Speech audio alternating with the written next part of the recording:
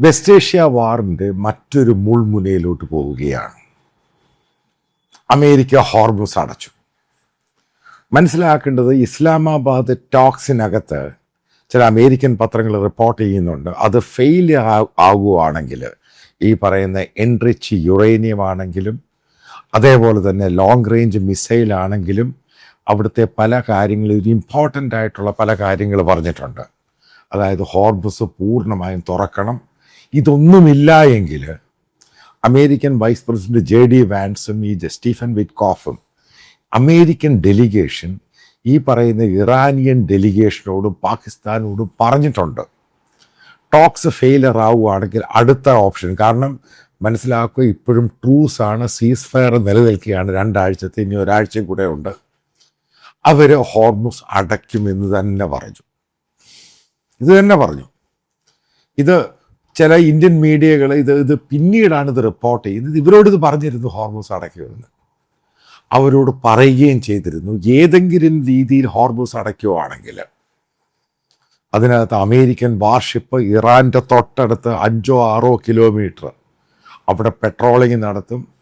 ഏതെങ്കിലും രീതിയിലുള്ള മിസൈലുകളോ ഇറാനിയൻ വാർഷിപ്പുകളോ അതേപോലെ തന്നെ സ്പീഡ് ബോട്ടുകളോ വെപ്പൺസുമായിട്ടോ സ്ഫോടക വസ്തുക്കളുമായിട്ടും അമേരിക്കൻ വാർഷിപ്പിനെ അറ്റാക്ക് ചെയ്യാൻ ശ്രമിച്ചാൽ അവർ തന്നെ പറഞ്ഞിരുന്നു മണിക്കൂറിനുള്ളിൽ ഇറാൻ്റെ പവർ പ്ലാന്റ് തകർക്കും.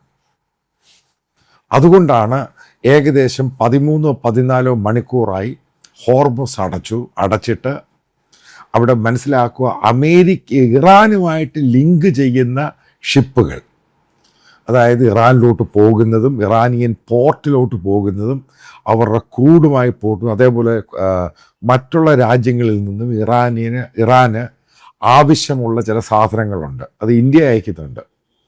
അത് യുണൈറ്റഡ് നേഷൻ പറഞ്ഞിട്ട് ഹ്യൂമനിറ്റേറിയൻ ഇതിൻ്റെ പേരിലാണ് ഇന്ത്യ അയക്കുന്നത്. അതേപോലെ അവശ്യ വസ്തുക്കളുണ്ട്. ഈ സാധനങ്ങളൊന്നും തന്നെ ഇറാനിയൻ പോർട്ടിൽ പോകാൻ പാടില്ല, ഒന്നാമത്തെ നിബന്ധനയാണ്. പക്ഷേ ഹോർമുസിൽ കൂടെ നോൺ ഇറാനിയൻ ഷിപ്പ്, അതിനകത്ത് ഏകദേശം 1 ഷിപ്പ് ഇന്ത്യയുടെ കടത്തിവിട്ടു, അതേപോലെ ചൈനയുടെ 2 ഷിപ്പുകൾ കടത്തി. ഇതൊന്നും ഈ പറയുന്ന ഇറാനുമായിട്ടും ഇറാനിയൻ പോർട്ടുമായിട്ട് ലിങ്ക് ചെയ്യുന്നതല്ല, ഇതെല്ലാം കടത്തിവിട്ടു. അപ്പോൾ ചോദ്യമുണ്ട്, ചില മലയാള വീഡിയോയിലൊക്കെ ടെലിവിഷൻ ചാനലിലൊക്കെ വരുന്നുണ്ട്, ഇറാൻ തിരിച്ചടിക്കും.